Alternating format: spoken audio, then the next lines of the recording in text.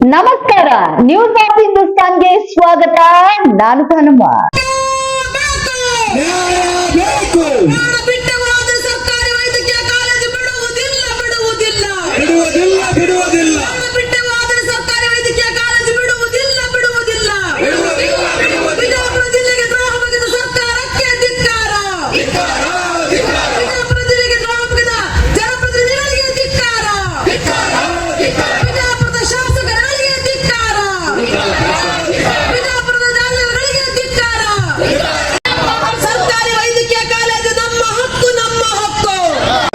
ಎಲ್ಲ ಗಣ್ಯಾತಿ ಗಣ್ಯರು ಮುಖಂಡರುಗಳು ಈ ಮನವಿಯನ್ನು ಮಾನ್ಯ ಅಪರ ಜಿಲ್ಲಾಧಿಕಾರಿಗೆ ನೀಡಬೇಕಂತೇಳಿ ನಾನು ವಿನಂತಿಸ್ಕೊತಾ ಇದ್ದೀನಿ.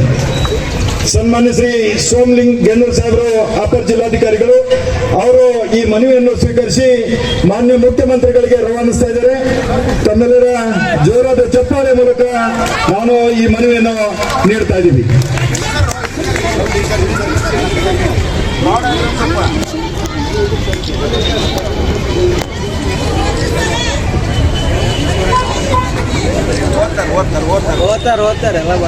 ಗೆನ್ನೂರ್ ಸಾಹೇಬರಿಗೆ ಧನ್ಯವಾದ ಅರ್ಪಿಸ್ತಾ ಇದೀವಿ. ಈಗಾಗಲೇ 75 ದಿನಗಳಿಂದ ನಡೆದಿರುವಂತಹ ಈ ಅನಿರ್ದಿಷ್ಟಾವಧಿ ಧರಣಿ ಸತ್ಯಾಗ್ರಹವನ್ನು ಮಾನ್ಯ ಅಧಿಕಾರಿಗಳು ನಮ್ಮ ಹೋರಾಟವನ್ನು ಗಮನಿಸಿದ್ದಾರೆ, ವಿವಿಧ ರೀತಿಯ ಚಳವಳಿಯನ್ನು ಗಮನಿಸಿದ್ದಾರೆ. ಇವತ್ತು ನಮ್ಮನ್ನು ಉದ್ದೇಶಿಸಿ ಮಾನ್ಯ ಅಪರ ಜಿಲ್ಲಾಧಿಕಾರಿಗಳು ಮಾತನಾಡಬೇಕಂತೇಳಿ ನಾನು ವಿನಂತಿಸ್ಕೊಳ್ತಾ ಇದ್ದೀನಿ. ವಿಜಯಪುರ ವತಿಯಿಂದ ವಿಜಯಪುರ ಜಿಲ್ಲೆಗೆ ಉದ್ದೇಶಿತ PPP ಖಾಸಗಿ ಸಹಭಾಗಿತ್ವ ಕೈಬಿಟ್ಟು ಸಂಪೂರ್ಣ ಸರ್ಕಾರಿ ವೇತನದ ವೈದ್ಯಕೀಯ ಕಾಲೇಜನ್ನು ಆರಂಭಿಸಲು ಕೋರಿ ಇವತ್ತು ಬೃಹತ್ ಪ್ರತಿಭಟನೆ ಮೂಲಕ ಮನವಿ ಪತ್ರವನ್ನ ಕೊಟ್ಟಿದ್ರಿ. ಈ ಮನವಿ ಪತ್ರವನ್ನು ಸ್ವೀಕರಿಸಿ ಮಾನ್ಯ ಸರ್ಕಾರಕ್ಕೆ ಕಳಿಸಿಕೊಡ್ತಾ ಇದ್ದೀನಿ ಅಂತ ಹೇಳ್ತಾ ಈ ಮನವಿ ಪತ್ರವನ್ನು ಸ್ವೀಕರಿಸ್ತಾ ಇದ್ದೀನಿ. ನಮಸ್ಕಾರ. ಸರ್ಕಾರಿ ವೈದ್ಯಕೀಯ ಕಾಲೇಜ್ ಬೇಕು ಅಂತಕ್ಕಂಥ ವಿಷಯ ಇಟ್ಕೊಂಡು ಕಳೆದ 75 ದಿನದಿಂದ ಹೋರಾಟ ಏನು ಪ್ರಾರಂಭ ಆಗೈತಿ. ನಿಜವಾಗಿ ಕೂಡ ಇವತ್ತು ನೋಡಿದಾಗ ಬಿಜಾಪುರದ ಮಹಾಜನತೆಗೆ ಬಹಳ ನೋವಾಗಿದೆ. ಯಾಕಂದ್ರೆ ಕಳೆದ 75 ದಿವಸ ಹೋರಾಟ ಆದ್ರೂ ಕೂಡ ಸರ್ಕಾರ ಕಣ್ ತೆಗಿಯಂಗಿಲ್ಲ ಅಂದ್ರೆ ಯಾವ ಸರ್ಕಾರ ನಮ್ಮ ರಾಜ್ಯದಲ್ಲಿದೆ ಅಂತಕ್ಕಂಥದ್ದು ನನಗೆ ಅನ್ಸಕತೈತಿ. ಏನಿಲ್ಲಿ ವೇದಿಕೆ ಮೇಲೆ ಸ್ಟ್ರೈಕ್ ಮಾಡಕೈತಾರ ಏನು ಅತಿ ಎಲ್ಲ ಹಿರಿಯರದಾರು, ಏನ್ ನೀವು ವೇದಿಕೆಗೆ ಹೋರಾಟ ಮಾಡ್ತಕ್ಕಂಥ ಹಿರಿಯರಿದ್ದೀರಿ, ಇವರೆಲ್ಲ ಫೋಟೋ ತಂದು ಕಳಿಸ್ಬೇಕಾಗಿತ್ತು MB ಪಾಟೀಲ್ರಿಗೆ ಮತ್ತು ಸರ್ಕಾರಕ್ಕೆ. ಯಾಕಂದ್ರ ಅವ್ರು ಏನ್ರೆ ಕನ್ಫ್ಯೂಸ್ ಆಗಿರ್ಬೇಕು. ಅವ್ರಿಗೆ ಇವ್ರೇನು ಹೋರಾಟ ಮಾಡಕೈತಾರ ಹಿರಿಯರು, ಇವ್ರು ಏನ್ರಿ ಮೆಡಿಕಲ್ಗೆ ಅಡ್ಮಿಷನ್ ಮಾಡಿ ತಗೊಂಡದ ಅನ್ಸೈತೆ ನನಗೆ. ನಾವೆಲ್ಲ ಏನ್ರಿ ನೀವು ಮೆಡಿಕಲ್ಗೆ ಅಡ್ಮಿಷನ್ ಮಾಡಕತ್ತೀರ ಅಂತ ತಗೊಂಡ್ರ ನಮ್ಮೆಲ್ಲ ಮೆಡಿಕಲ್ ನಮ್ಮ ಅಡ್ಮಿಷನ್ ಬೇಕಾಗಿಲ್ಲ. ಬಿಜಾಪುರ ಜಿಲ್ಲೆಯ ಬಡ ಜನರಿಗೆ ಉಚಿತವಾಗಿ ವೈದ್ಯಕೀಯ ಶಿಕ್ಷಣ ಸಿಗ್ಲೈತೇಶಿಂದ ಹೋರಾಟ ಮಾಡಿದ್ರ ಬಹಳ ದಿನದ ಕನಸಿತ್ತು. ನಾಲ್ಕಾನ್ ಸರ್ ಹೇಳಿದಂಗ 62ನೇ ವರ್ಷದಿಂದ ನಮ್ಗೆ ಇವತ್ತು ಕೇಳಿದ್ರು. ನಿಜವಾಗಿ ಕೂಡ ಅದು ನೋವಿನ ಸಂಗತಿ. ಆದ್ರೆ ಅವತ್ತಿನ ಕಾಲ ಬೇರೆ, ಇವತ್ತಿನ ಕಾಲ ಬೇರೆ. ಬಿಜಾಪುರ ಜನ ಜಾಗೃತರಾಗ್ಯಾರ. ನಮ್ಗೆಲ್ಲರಿಗೂ ಗೊತ್ತಿತ್ತು ಬಿಜಾಪುರಕ್ಕೆ ಸರ್ಕಾರಿ ವೈದ್ಯಕೀಯ ಕಾಲೇಜ್ ಎಂದಿನ ನಾಳೆ ಬರ್ತೈತಿ ಅಂತ. ಯಾವಾಗ ಅಧಿವೇಶನ ನಡೆದ ಸಂದರ್ಭದಲ್ಲಿ ಬಸನಗೌಡ ಪಾಳ್ಯ ಯತ್ನಾಳ್ ಬಿಜಾಪುರ ಶಾಸಕ ಅವರೊಂದು ಮಾತು ಹೇಳಿ ಸರ್ಕಾರಕ್ಕೆ, ಇಲ್ಲ ನನ್ನೊಂದು ದವಾಖ ಹಾಸ್ಪಿಟಲ್ ಇದೆ, ಹಾಸ್ಪಿಟಲ್ ನನಗ ನೀವು PPP ಮೆಡಿಕಲ್ ಕಾಲೇಜ್ ಕೊಡ್ರಿ, ನಾ 500 ಕೋಟಿ ಇನ್ವೆಸ್ಟ್ಮೆಂಟ್ ಮಾಡ್ತೀನಿ ಅಂದಾಗ ನಮ್ಗೆಲ್ಲ ಗೊತ್ತಾಯ್ತು ಒಂದೇನು ನಡೆದ. ಒಂದು ಸಮಸ್ಯೆ ಕನ್ಫ್ಯೂಷನ್ ಇಲ್ಲ. ಏನ್ ನಿಜವಾಗಿ ಕೂಡ ಮೆಡಿಕಲ್ ಕಾಲೇಜ್ ಬಸವನಗೌಡರಿಗೆ ಕೊಡ್ಬೇಕಂತೇಳಿ ಕೇಸಿಂದ ಏನ್ ಕಾಂಗ್ರೆಸ್ ನಾಯಕರಿದ್ದೀರಿ ಎಲ್ಲರೂ ಇವ್ರು ಏರಿದ್ದೀರಿ. ಇವ ಸರ್ಕಾರ ಏನೈತಿ ನಿಮ್ ಒಳಗಿಂದೊಳಗ ಏನ್ರಿ ಅದು ಪ್ಲಾನ್ ಐತು, ನೀವು ಕ್ಲಿಯರ್ ಮಾಡ್ಬೇಕಾಗಿತ್ತು ಬಿಜಾಪುರ ಜನತೆಗೆ. ಇಲ್ಲ ನೀವೇ MB ಪಾಟೀಲ್ ಒಂದು ಕಾಲೇಜ್ ಐತಿ, ಇನ್ನೊಂದು ಕಾಲೇಜ್ ಮಾಡ್ಬೇಕಾಯ್ತೇನ್ರಿ ನೀವು ಕನಸು ಕಟ್ಕೊಂಡ್ರು ಅದು ಕ್ಲಿಯರ್ ಆಗ್ಬೇಕಾಗಿತ್ತು. ಇವತ್ತು ಬಿಜಾಪುರ ಜನತೆಗೆ ಇವತ್ತೇನ ಅದು ಕೇಳಿ ಹಾಕಿದ್ರಿ ಅಂದ್ರ ಆ ಸರ್ಕಾರಿ ಕಾಲೇಜಕ್ಕೆ ಇವತ್ತು MB ಪಾಟೀಲ್ರು ಬಸನಗೌಡ ಪಾಳ್ಯ ಯತ್ನಾಳ್ ಇಬ್ರು ಕಾರಣ ಅಂತ ಹೇಳಕ್ ಇಚ್ಛೆ ಪಡ್ತೀವಿ. ಅದಕ್ಕೆ ನೀವು ಕೇಳಿ ಹಾಕಿ, ಕೇಳಿ ಯಾರ ಕಡೆ ಇಲ್ಲ, ನೀವು ದೊಡ್ಡ ಹೋರಾಟ ಮಾಡೋ ಅವಶ್ಯ ಇಲ್ಲ. ನೀವು ಬಿಜಾಪುರ ಜಿಲ್ಲೆಯ ಜನತೆಯ ಬಗ್ಗೆ, ಬಿಜಾಪುರ ಜಿಲ್ಲೆಯ ಜನತೆಯ ಬಡವರ ಬಗ್ಗೆ, ದೀನ ದಲಿತರ ಬಗ್ಗೆ ನಿಮಗೆ ಕಳ್ಕಂಡ್ ಇತ್ತಂದ್ರ ಬಸನಗೌಡ ಪಾಟೀಲ್ರು MB ಪಾಟೀಲ್ ಹೋಗ್ಬೇಕು, ಆ ಚಾವಿ ತೆಗಿಬೇಕು. ನೀವು ಆ ಚಾವಿ ತೆಗಿದೇ ಹೋದ್ರೆ ಬರೋ ದಿನಮಾನದಲ್ಲಿ ನಿಮ್ಮ ರಾಜಕೀಯ ಭವಿಷ್ಯಕ್ಕೆ ದೊಡ್ಡ ಪೆಟ್ಟು ಬೀಳ್ತಕ್ಕಂಥ ಎಚ್ಚರಿಕೆಯನ್ನು ಹೇಳಕ್ಕೆ ಇಚ್ಛೆ ಪಡ್ತೀನಿ. ಇವತ್ತ ಸರ್ಕಾರ ಏನ್ರಿ 75 ಸಾವಿರ ಸಣ್ಣ ಕೆಲಸ ಅನ್ರಿ. ಇವತ್ತು ರೈತರು ಸಾಕಷ್ಟು ನೀರ ಹೋರಾಟ ಆಯ್ತು ಕೂಡ ನನಗೊಂದು ನಂಬಿಕೆ ಅದ. ಈ ಹೋರಾಟಕ್ಕ ರೈತ ಸಂಘ ಬೆಂಬಲ ಕೊಟ್ಟೆ. ಗುರ್ಲಾಪುರದಾಗ ಹೋರಾಟ ಆಯ್ತು, ಯಶಸ್ವಿ ಆಯ್ತು. ಇವತ್ತು ನನಗೆ ಗ್ಯಾರಂಟಿ ಅದ ಈ ರೈತ ಸಂಘ ಕೂಡ ಇರೋದ್ರಿಂದ ಬರ್ತೋ ದಿನಮಾನದಲ್ಲಿ ಯಶಸ್ವಿ ಆಗ್ತದೆ ನಂಬಿಕೆ ನನಗದ. ನಾ ಇವತ್ತು ಬಿಜೆಪಿ ಜಿಲ್ಲಾ ಅಧ್ಯಕ್ಷ, ನಾ ಶಾಲೆ ಹಾಕಿಲ್ಲ. ನಾನು ಒಬ್ಬ ಇಂಜಿನಿಯರಿಂಗ್ ಪದವಿ ಇದ್ದಾರೆ, ನನಗೂ MBBS ಕಲಿಬೇಕು ಆಸೆ ಇತ್ತು. ರೈತನ ಮಗ, ರೊಕ್ಕ ಇರಲಿಲ್ಲ. ಆ ನೋವಿನಿಂದ ಭಾಗಾಗಿ ಇವತ್ತು ನನ್ನ ಶಾಲೆ ಇಲ್ಲಿ. ನಾನು ವಿಚಾರ ಇಷ್ಟೇ ಹೇಳ್ತಾ ಇದ್ದೀನಿ, ಕೂಡಲೇ ರಾಜಕೀಯ ಅಧಿವೇಶನ ಅಧಿವೇಶನದಾಗ ಎಲ್ಲ 8 ಶಾಸಕ ಹೋರಾಟಗಳಿಬೇಕು. ಮತ್ತು ನಮ್ಮ ಸಂಸದರು ಕೂಡ ನಮಗೆ ಒಳ್ಳೆ ವಿಚಾರವಾದ ಹೇಳಿದ, ನಮಗೆ ನೀಲ್ಲ ಹೋಗ್ಬೇಕು.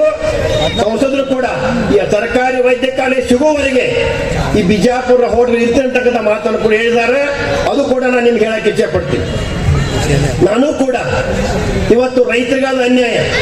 ನಾಳೆ 4ನೇ ತಾರೀಕು ಜನಾರ್ದನ್ ರೆಡ್ಡಿ ಅವರು ಬರಕತ್ತಾರೆ ವಿಜಾಪುರಕ್ಕೆ. ಇವತ್ತೇನು ಸಾಕಷ್ಟು ಮಳೆಯಾಗಿ ಇವತ್ತು ಆ ರೈತರಿಗೆ ಬರಬೇಕಾದ್ರೆ ನೆರವಿಗೆ ಬರಬೇಕಾದ್ರೆ ಸರ್ಕಾರ ಬಂದಿಲ್ಲ ಅಂತಕ್ಕಂಥ ಇಟ್ಕೊಂಡು ನಾವು ಸಿದ್ದೇಶ್ವರಗುಡಿಯಿಂದ ಹೋರಾಟ ಹಮ್ಮಿಕೊಂಡ್ವಿ. ರೈತರ ಹೋರಾಟ ಅಂದ್ರೆ ಅದೇನು ಅದು ಕೆಲವರಿಗೆ ಸೀಮಿತ ಇಲ್ಲ. ಯಾಕಂದ್ರ ಅನ್ನ ಕೊಡ್ತಕ್ಕಂಥ ರೈತ ಅವನಿಗೆ ಬೆಂಬಲಕ್ಕಾಗಿ ಕೂಡ ತಮ್ಗೆಲ್ಲರ ಮನವಿ ಮಾಡ್ತೀನಿ. ನಾನು 4ನೇ ತಾರೀಕು ಸಿದ್ದೇಶ್ವರಗುಡಿಯಿಂದ 11 ಗಂಟೆಗೆ ನಾವು DC ಮನವಿ ಕೊಡಾಕತ್ತೀವಿ.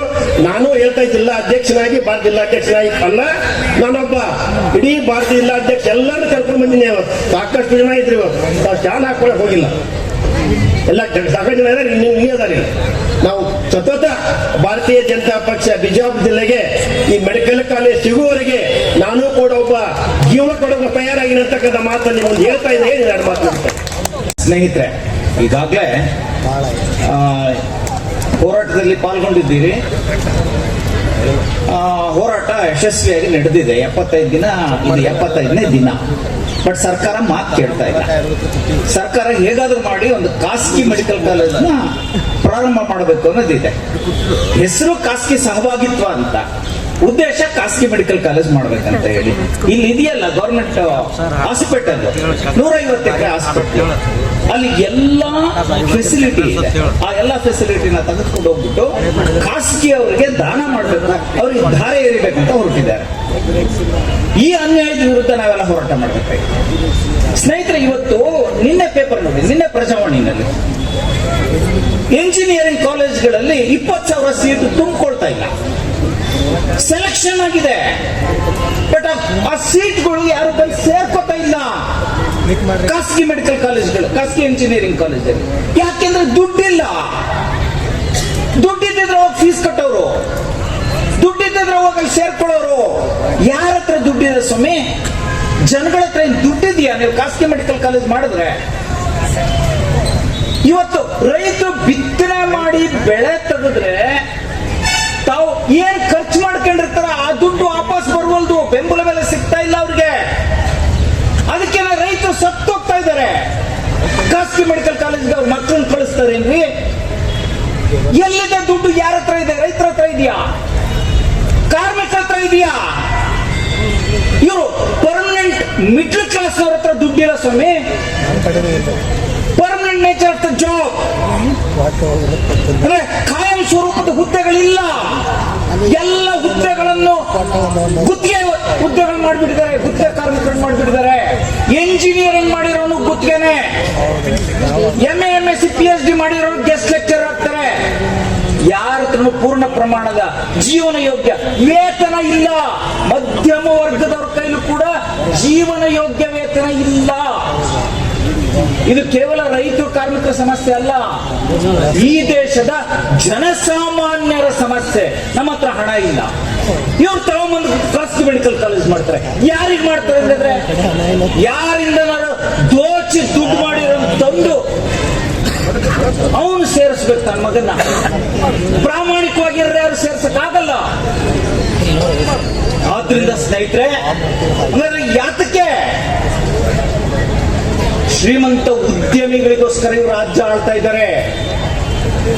ಯಾರು ಮೆಡಿಕಲ್ ಕಾಲೇಜ್ ಸ್ಥಾಪನೆ ಮಾಡಿ ಬಂಡವಾಳ ಮಾಡ್ಕೊಳಕ್ ಹೊರಟಿದ್ದಾರೆ ನೋಡಿ ಇವರಿಗೆ.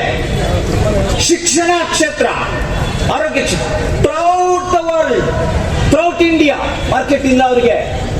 ಬಂಡವಾಳ ಎಲ್ಲಿ ಅಂತ ಹೂಡೋಣ, ಮಾರ್ಕೆಟ್ ಇದ್ರೆ ಹುಡ್ತಿದ್ರು. ಆದ್ರಿಂದ ಈಗ ಶಿಕ್ಷಣ ಕ್ಷೇತ್ರಕ್ಕೆ ಎಂಟರ್ ಆಗಿದ್ದಾರೆ, ಆದ್ರಿಂದ ಇವರು ಆರೋಗ್ಯ ಕ್ಷೇತ್ರಕ್ಕೆ ಎಂಟರ್ ಆಗಿದ್ದಾರೆ. ಆದ್ರಿಂದ ಶಿಕ್ಷಣ ಆರೋಗ್ಯ ಕ್ಷೇತ್ರಗಳನ್ನ ಅವರು ಖಾಸಗಿ ಬಂಡವಾಳಗಾರರಿಗೆ ಬಿಟ್ಟು ಕೊಡ್ತಾ ಇದ್ದಾರೆ. ಬಹಳ ದೊಡ್ಡ ಮೋಸ ಇದು, ಸಂಚಿದು. ಬರೀ ಬಿಜಾಪುರ ಜಿಲ್ಲೆಗಾಗಿರೋ ಸಂಚಲ್ಲ ಇದು.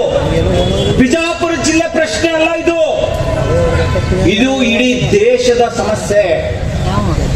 ಇವತ್ತೇನಾಗ್ತಾ ಇದೆ ಅಂದ್ರೆ ಬಂಡವಾಳಶಾಹಿ ಉದ್ಯಮಿಗಳು ಅಧಿಕಾರದಲ್ಲಿದ್ದಾರೆ. ನಮ್ಮ ಮಂತ್ರಿಗಳಿದ್ದಾರೆ, ಸಿದ್ದರಾಮಯ್ಯ ಇರ್ಬೋದು ಅಥವಾ ನರೇಂದ್ರ ಮೋದಿ ಇರ್ಬೋದು, ಇಬ್ರು ಕೂಡ ಬಂಡವಾಳಶಾಹಿ ಮಾಲೀಕರು, ಸೇವಕರು ಇವರು. ಅವ್ರಿಗೋಸ್ಕರ ಪಾಲಿಸಿಗಳನ್ನು ಮಾಡ್ತಾರೆ, ಅವ್ರಿಗೋಸ್ಕರ ಕಾಯ್ದೆ ಕಾನೂನುಗಳನ್ನು ತರ್ತಾರೆ, ಜನಗಳನ್ನು ಬಲಿ ಕೊಡ್ತಾರೆ. ದುಡಿಯೋ ಜನಸಾಮಾನ್ಯರನ್ನ ಬಲಿ ಕೊಡ್ತಾ ಇದ್ದಾರೆ. ಆದ್ರಿಂದ ಸ್ನೇಹಿತರೆ, ನಾವು ಜಾಗೃತರಾಗಬೇಕು. ಏನೊಂದು ಹೋರಾಟ ಕಟ್ತಾ ಇದ್ದೀವಿ, ಈ ಹೋರಾಟ ಯಶಸ್ವಿ ಆಗ್ಬೇಕಂದ್ರೆ ನಾವು ಪೂರ್ಣ ಪ್ರಮಾಣದಲ್ಲಿ ಹೋರಾಟವನ್ನು ಮುಂದುವರಿಸಿಕೊಂಡು ಹೋಗ್ಬೇಕು. ಅಂತಿಮವಾಗಿ ಒಂದು ಸಮರಶೀಲವಾಗಿರ್ತಕ್ಕಂಥ ಹೋರಾಟ ಮಾಡಬೇಕು. ನಾವು ಆ ಮನವಿ ಕೊಡೋದ್ರಿಂದ ಸಮಸ್ಯೆ ಪರಿಹಾರ ಆಗಲ್ಲ. ಸಮರಶೀಲವಾದ ರಾಜಿರಹಿತವಾದ ಹೋರಾಟ ಆಗಬೇಕು. ಸಮರಶೀಲ ರಾಜಿರಹಿತ ಹೋರಾಟ ಅದು ಮುಂದುವರಿಯಲಿ. ಈ 75 ದಿನ ಆಗಿದೆ. 75 ದಿನ ಏನು ದೊಡ್ಡದಲ್ಲ. ಕನ್ನಡ ಕಾಯ್ದೆಗಳ ವಿರುದ್ಧ ಡೆಲ್ಲಿನಲ್ಲಿ ರೈತರು 365 ದಿವಸ ಚಳವಳಿ ಮಾಡಿದ್ರು, 1 ವರ್ಷ. ಸೊ ಆದ್ರಿಂದ ಆ 1 ವರ್ಷ ಆದ್ರೆ ಆಗ್ಲಿ, ನಾವು ಈ ಹೋರಾಟನ ಸಮರಶೀಲವಾಗಿ ರಾಜ್ಯರಹಿತವಾಗಿ ಹೋರಾಟ ಮುಂದುವರಿಸಿಕೊಂಡು ಹೋಗ್ತೀವಿ. ಸೊ ಈ ಒಂದು ಶ್ರದ್ಧೆ, ಈ ಒಂದು ದೃಢತೆ ನಮ್ಮಲ್ಲಿ ಬಿಜಾಪುರದ ಜನತೆಯಲ್ಲಿ ಇದೆ ಅಂತಕ್ಕಂಥ ಒಂದು ನಂಬಿಕೆಯೊಂದಿಗೆ ಈ ಹೋರಾಟಕ್ಕೆ ನಾನು ಸಂಪೂರ್ಣ ಶುಭಾಶಯಗಳನ್ನ ಹೇಳ್ತಾ, ನಿರಂತರ ಸುದ್ದಿಗಾಗಿ ನೋಡ್ತಾ ಇರಿ ನ್ಯೂಸ್ ಆಫ್ ಹಿಂದೂಸ್ತಾನ್.